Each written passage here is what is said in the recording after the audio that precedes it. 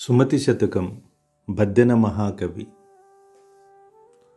అక్కరకు రాని చుట్టము మ్రొక్కిన వరమీని వేల్పు, మోహరమున తానెక్కిన పారని గుర్రము, గ్రక్కున విడువంగవలయు గదరా సుమతి.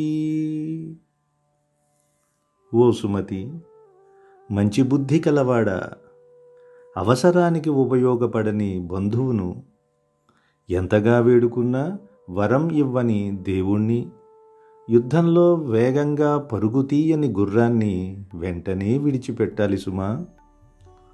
ఎంతగా మ్రొక్కుతున్నా దేవుడు అనుగ్రహించడం లేదంటే ఎక్కడ లోపమో తెలుసుకోవాలి.